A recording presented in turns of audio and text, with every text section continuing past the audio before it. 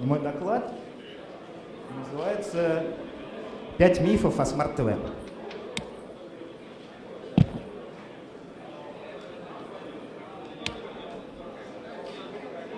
Вот, пожалуй, самый главный миф, то, что телевизоры никто не покупает. Мол, мы уже там 5-10 лет не смотрим телевизор, кому он нужен, зомбоящик и так далее. Но факты вещь упрямая. Здесь показаны продажи телевизоров за прошлые годы и прогноз на будущее. Вот видно, что в этом году рост на телевизоры будет около 10 миллионов устройств, из которых 1/4 будут телевизоры с функцией смарт-ТВ. И к 2015 году мы ждем бурный рост именно доли смарт-ТВ в линейках всех производителей. Более 50% телевизоров будут поддерживать технологию смарт-ТВ. Для нас, для России это очень актуально еще в связи с тем, что, вы знаете, в 2015 году мы переходим на цифровое телевидение. Фактически ни один старый телевизор, купленный даже 2-3 года назад, не будет показывать эфирные каналы, потому что они будут работать в новом формате. И здесь мы ожидаем очень бурное развитие технологий смарт-ТВ как связь между цифровым телевидением и интерактивными функциями. Миф номер 2. Смарт-ТВ это дорого. Ну, здесь все очень просто. Заходим на Яндекс.Маркет, ищем телевизоры с функцией смарт-ТВ. И вот, пожалуй, это вот новая модель этого года, компания LG Electronics. Стоимость от 16 тысяч рублей. Но это еще не все. Те, кто не хочет менять телевизор, они могут себе купить Blu-ray плеер от 3000 рублей, где тоже встроена функция смарт-ТВ. Или приставку от 2000 рублей, которой можно пользоваться всеми функциями смарт-ТВ. Но дальше еще более интересные вещи есть. По нашим данным, средняя покупка, так скажем, это покупатель в среднем, который переходит за телевизором, он ориентирован на сумму 38 тысяч рублей. За эти деньги можно купить современный телевизор 42-47 дюймов, где будет Full HD, 3D и Smart TV. Еще по результатам исследования мы выяснили, что 66% владельцев Smart TV они планируют в будущем приобрести еще один телевизор с функцией Smart TV. Миф номер 3. Smart TV, если и пользуются, то только в Москве. Опять же таки, обратимся к статистике. Коллеги из ИВИ.ру поделились с нами распределением пользователей по регионам России. Это именно люди, которые используют их приложения в телевизорах с функцией Smart TV. Оказалось, что Москва — это 8%, Питер — это 5%. Все остальное — это наша великая и могучая Родина. Еще интересный факт, то, что 65% использования Smart TV осуществляется за пределами крупных городов.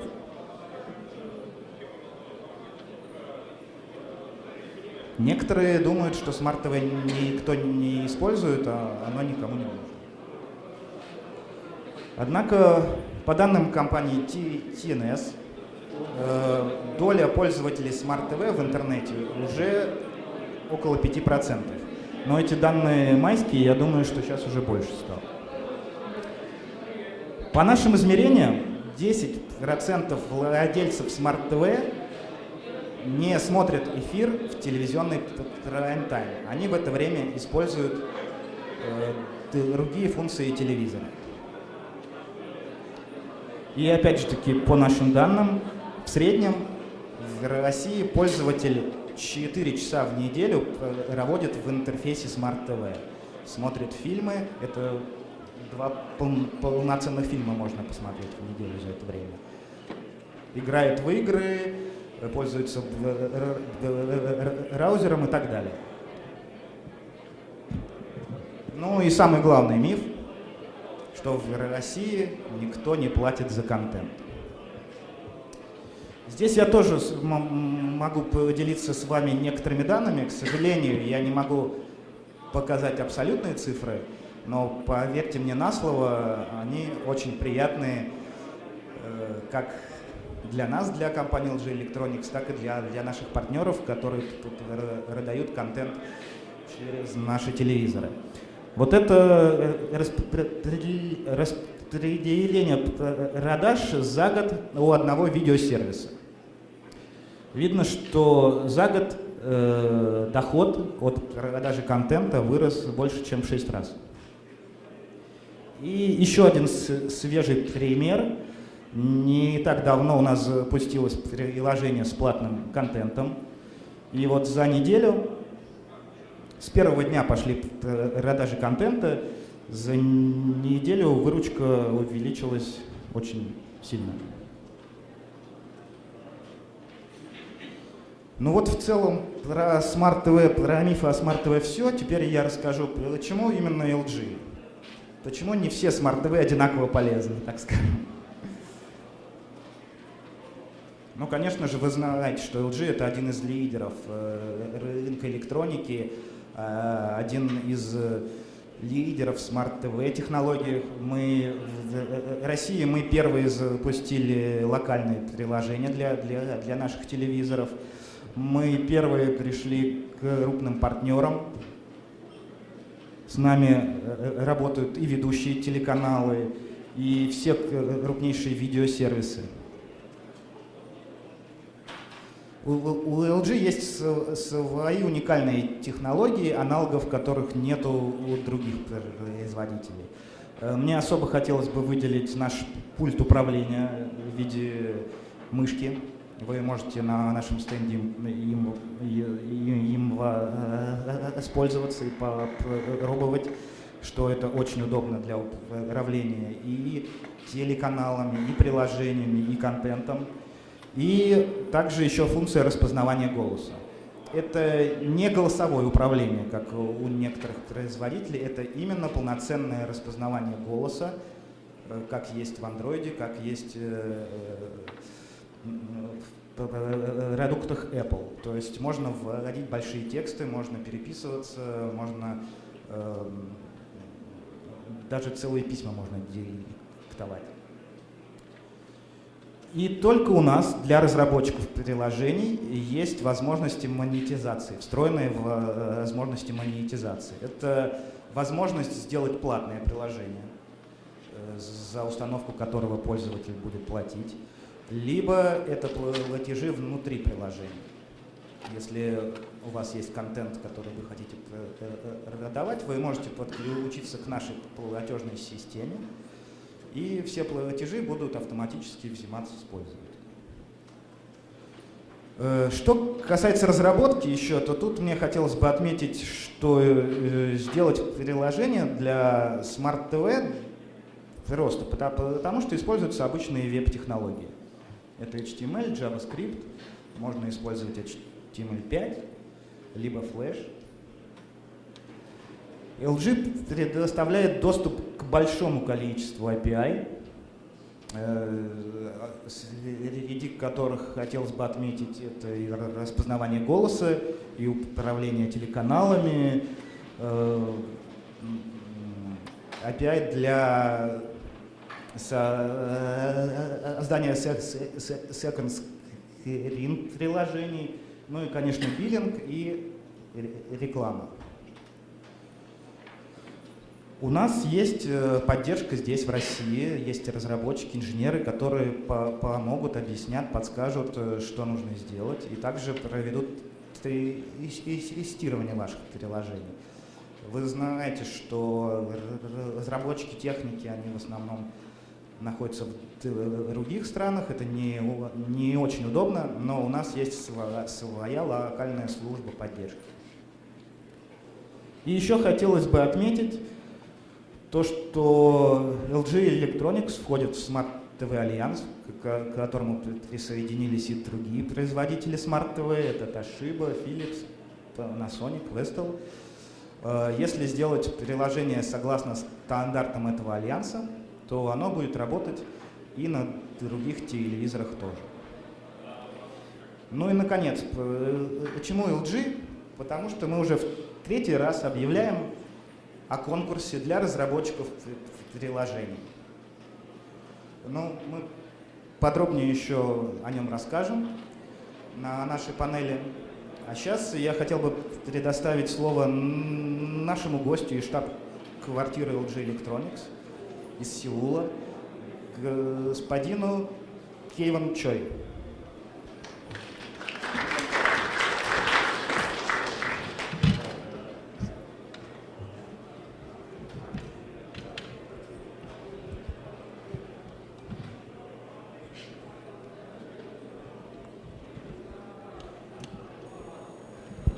Nice mic. Hi, I'm from Korea. Actually, okay. My name is Kaywon Choi, and actually I'm from the Korea. Just 2 days ago, I take a part in this forum. It's a big honor to speak in front of you guys here.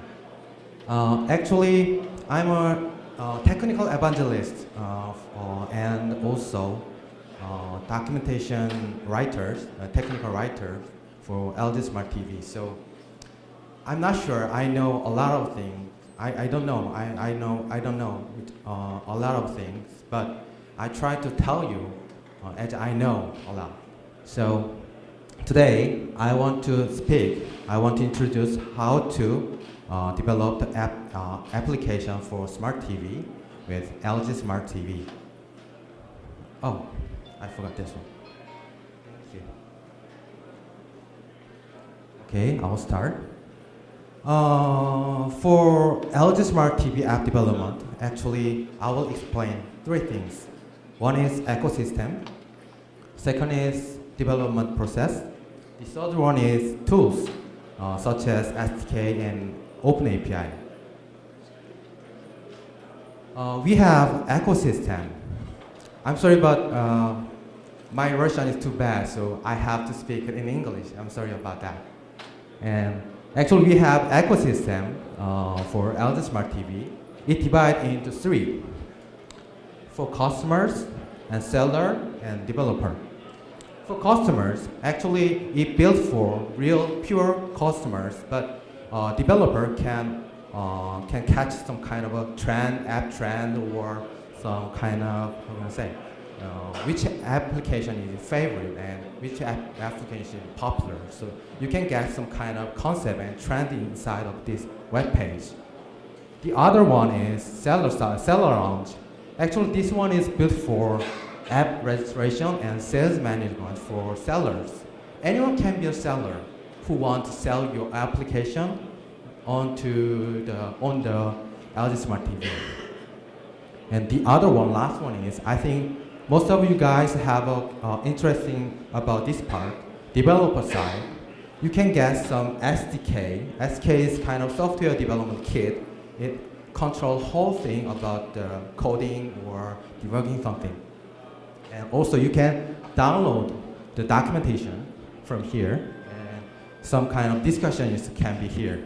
And okay, sometimes you have kind of problem or question, you can ask inside the forum, so maybe you can get some answer within 3 days.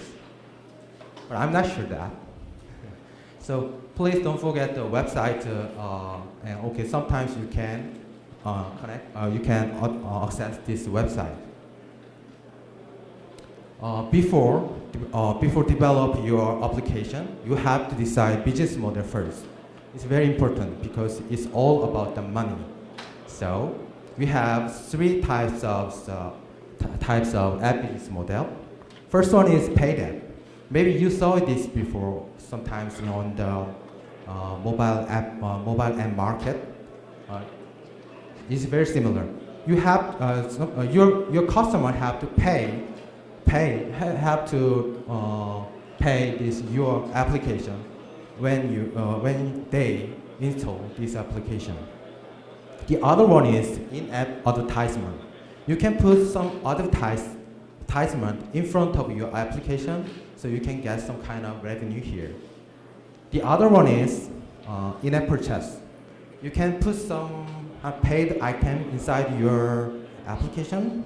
Maybe sometimes you can supply high quality movie, so customer have to pay to see these add-on items. So we said in-app purchase IAP. So within these three types of business model, you can select one of them. After decide the business model, you have to follow this app development and submission process. First stage, if you are a developer, you have to follow three things. First, register on the developer side, and then you can get some SK download from there. And after that, after your code is completed, you can download. You have to self-test in the app development. Okay, then signing your app to become a seller, because after that you have to upload your completed file to sell your before selling your application. For seller, you have to register.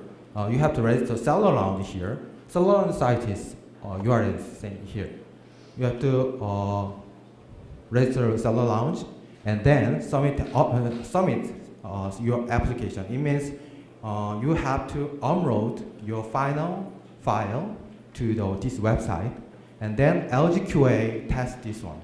After the testing, you can list on your file, your final gorgeous application to our end market. After that, customer can use it and download it or pay it. So within this process, you can build or you can develop application.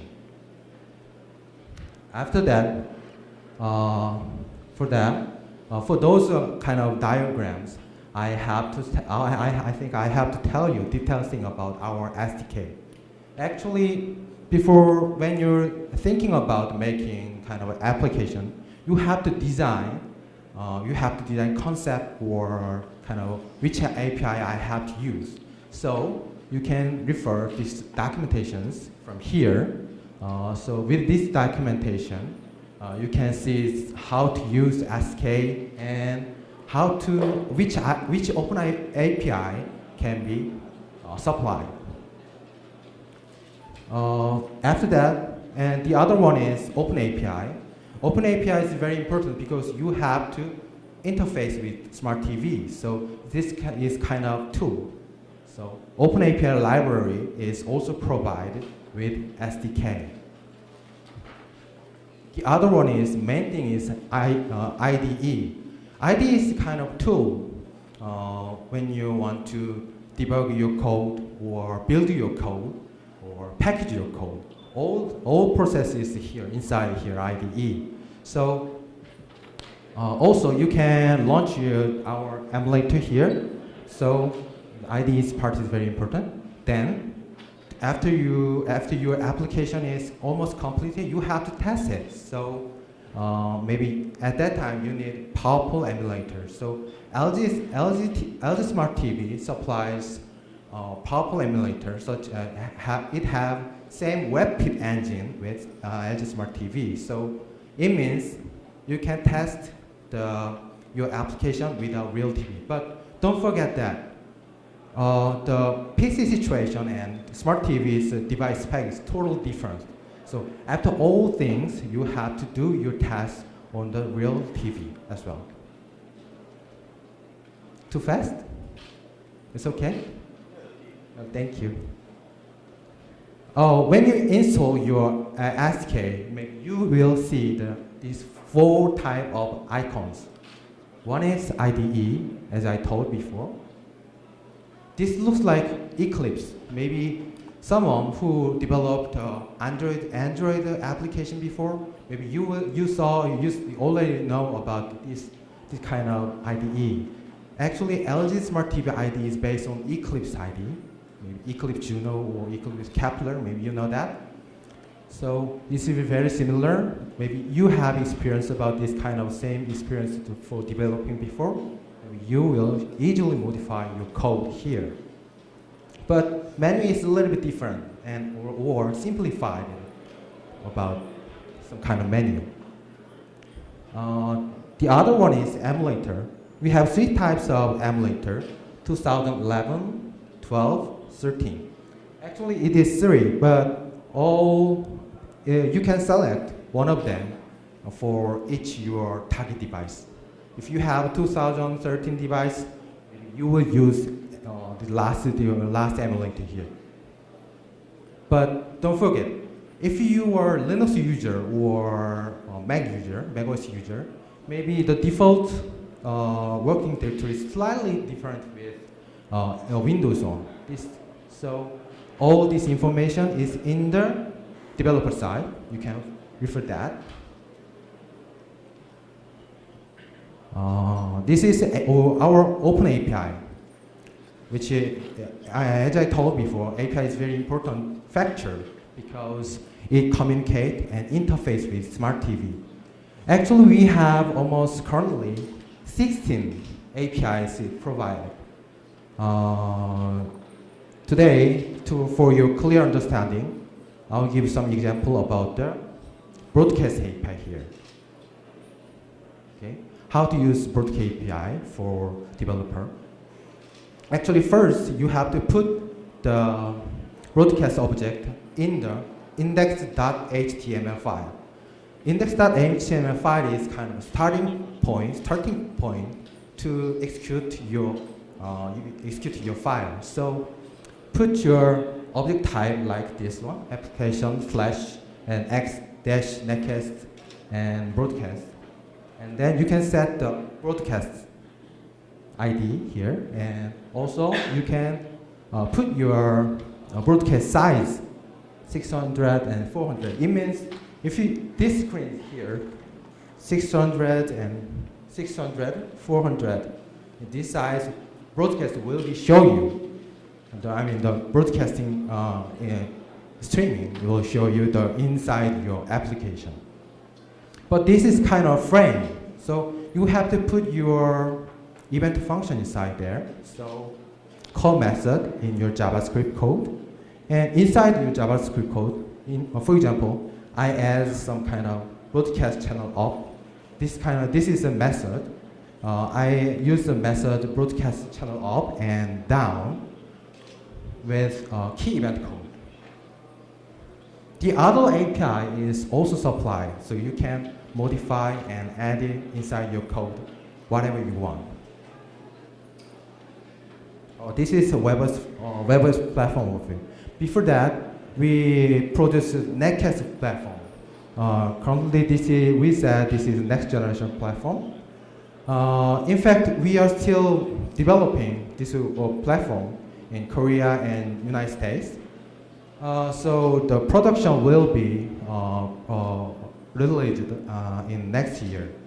So this with this web-based platform, TV device and SK and website for you guys will be released in next year. And in detail, this web-based platform supports annual web app framework. We said annual web app framework, and it's based on HTML and CSS and JavaScript. So maybe you can modify, or you can use kind of UI, UX interface with those tools. And also, if you want to control the component, device component, middleware component, maybe you can use Node.js. It means we applied a lot of open source inside this web platform. So it helps you it helps a lot of developer to give you much easier environment to develop your application. One more thing. if you you want to use a native language such as C and C++, we also supplies native developed kit, NDK, we said. But now you cannot see now. Next year maybe you will meet that. Actually, we have the plan. Actually, we have a plan to apply this web platform to mobile after the WebOS TV. But this is not sure because it's up to the success of WebOS platform TV. So it's always depend on you guys. I mean, your developers to help us, and we need your help and your powerful ability and your beautiful expertise to boom up our WebOS TV. Also, Naked's platform TV is also produced next year as well. So you don't need to worry about the whole legacy things. Okay, this is the end of my presentation, and I hope you will be a VIP expert developer in someday, and I hope we will meet again. And thank you so much, and spasiba.